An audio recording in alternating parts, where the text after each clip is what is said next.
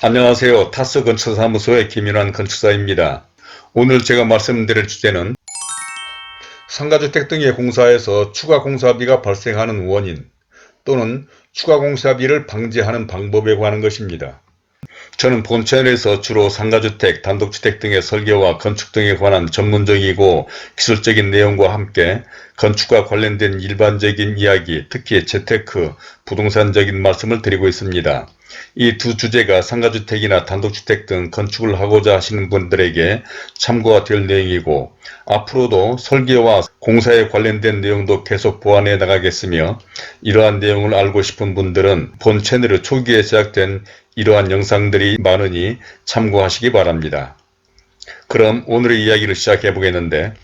상가주택이나 일반 근생 건물 등을 지으시려는 건축주들과 상담을 하다 보면 건축을 하려는데 갖가지 걱정과 염려를 하는 가운데 추가 공사비 등으로 공사비가 추가로 들어가지 않느냐는 걱정을 하는 사람들이 참 많습니다. 그러니까 최초 공사를 시작할 때 책정하고 계약한 금액보다 공사를 진행하면서 이러저러한 이유로 추가로 공사비가 더 들어가지 않느냐는 것으로 대체로는 공사 등을 하는 업체에서 불순한 의도로 그렇게 하는 수가 있지 않을까 염려를 한다는 것이죠.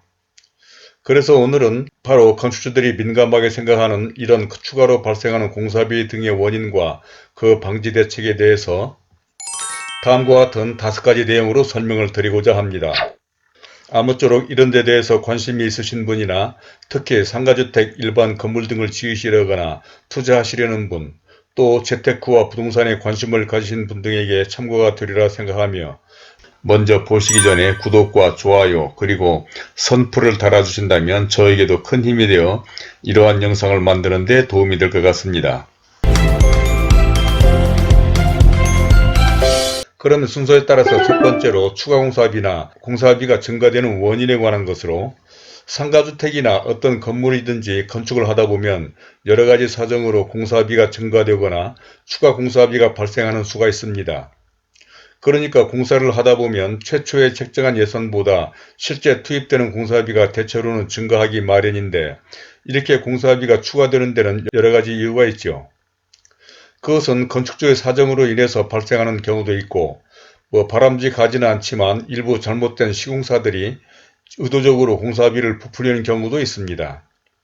그러니까 건축주의 사정으로 공사비가 변경되는 경우는 주로 최초 설계와 계약 당시의 생각과 공사를 진행하는 과정에서 사용하는 재료나 공법 또는 설계 내용을 바꾸려거나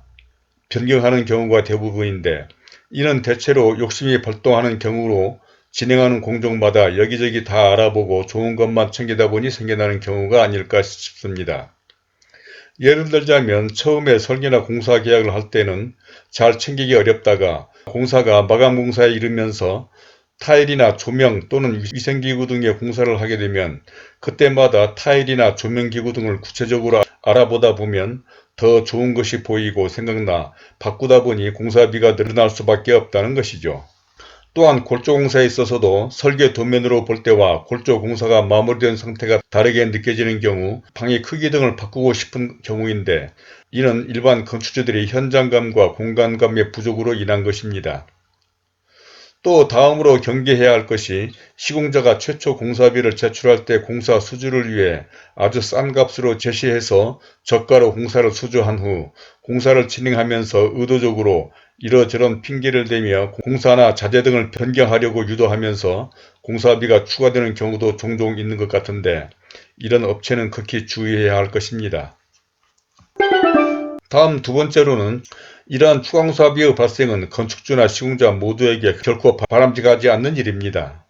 이는 공사비가 늘어나면 그런 공사비를 마련해야만 하는 건축주 입장에서는 바람직하지 않을 것은 당연한 일이라는 것이고, 합리적인 공사비로 시공을 하는 시공자라면 건축주가 설계 변경을 요구하거나 또 그로 말미암아 추가 공사비가 발생하는 것도 시공자 입장에서는 결코 바람직하지도 않고 또 원하지도 않는다는 것입니다. 그러니까 설계가 변경되는 것은 어떤 이유로든 공사 진행상의 지장을 초래하는 일이고, 이미 시공된 부분을 철거하거나 수정을 해야 하는 일로 자칫 이런 부분에서 하자의 요인이 되기도 할 뿐만 아니라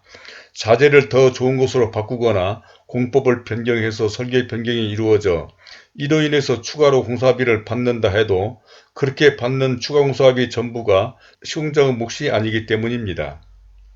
그것은 추가로 받는 공사비 모두가 변경된 자재비로 또는 변경된 공법이나 철거 또는 수정되는 공사비로 다 들어가고 시공자나 작업자는 오히려 추가되거나 변경하는 공사를 해야 되는 데다 오히려 추가 공사비를 받았다는 좋지 않은 인상만 받기 때문인 것입니다. 그러므로 양식 있고 합리적인 시공자의 경우에는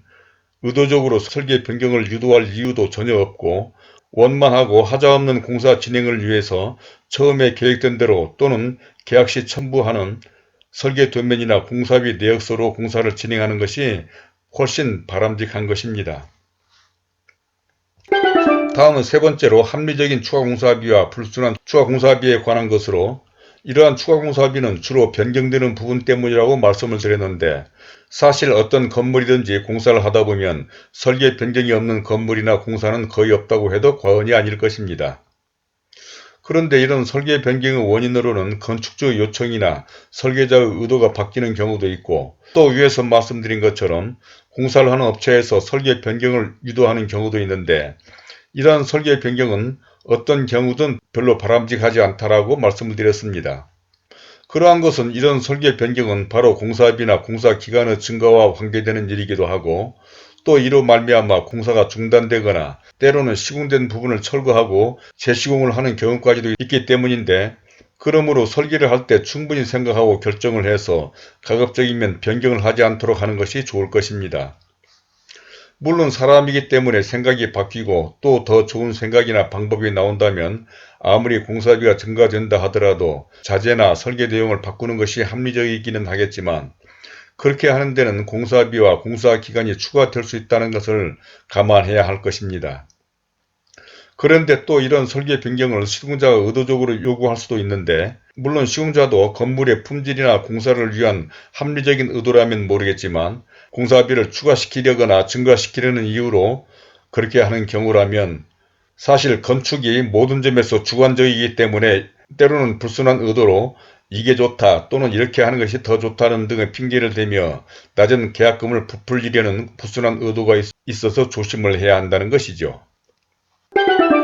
다음은 네 번째로 추가 공사비 발생을 방지하기 위해서는 어떻게 하는 것이 좋을까요? 이러한 방법도 건축주와 시공자 두 부분에서 생각해 볼 수가 있는데 우선 건축주로 인해서 생기는 추가 공사비를 방조할 수 있는 방법으로는 설계를 할 때 설계 내용과 자재 등에 대해서 충분히 생각하고 결정을 해서 나중에 공사를 하다가 변경하는 사례가 없도록 해야 할 것입니다.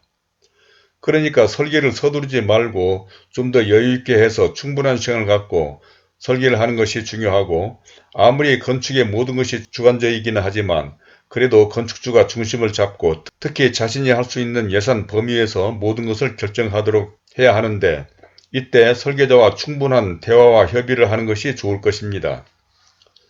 다음으로는 건축주가 주의해야 할 것은 욕심을 부리지 않도록 해야 하는데 대체로 많은 건축주들이 내 집이나 건물을 짓는 경우 로망에 빠져 하는 것마다 또는 보이는 것마다 다 좋은 것을 하고 싶어 하다 보니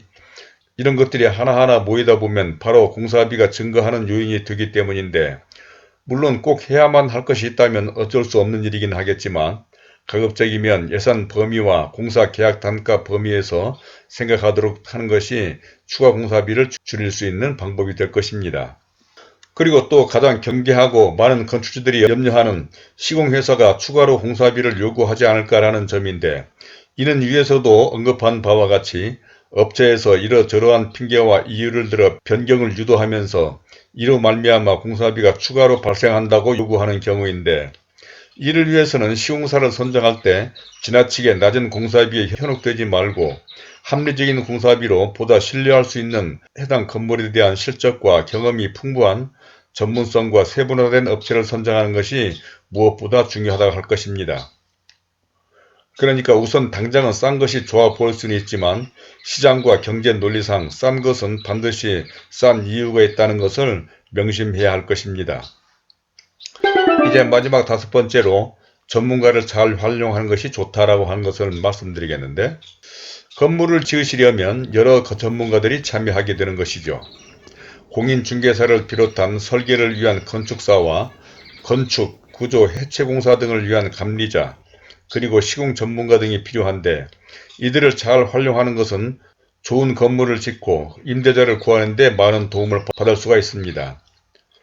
특히 오늘 설명드리는 설계 변경을 비롯한 공사 중 발생하는 추가 공사비 등에 대해서도 아무래도 건축 경험과 건축 지식이 부족한 건축주들이 위에서 설명한 모든 것을 잘 판단하거나 결정하는 데 어려움이 있을 수 있으므로 이러한 전문가를 잘 활용하는 것이 좋다는 것입니다.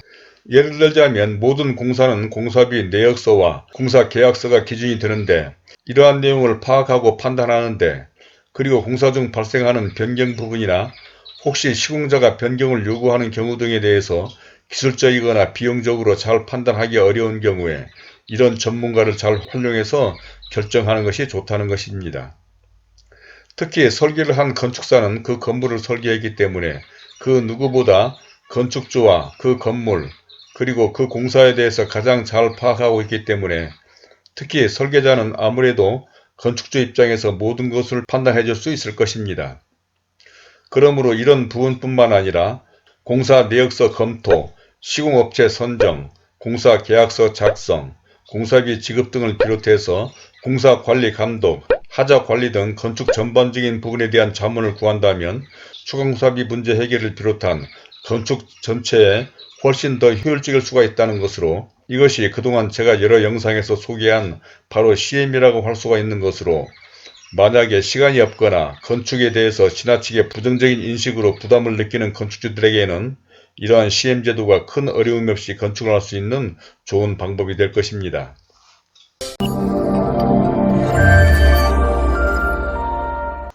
자, 이제까지 추가공사비가 발생하는 원인과 그 방지 대책에 대해서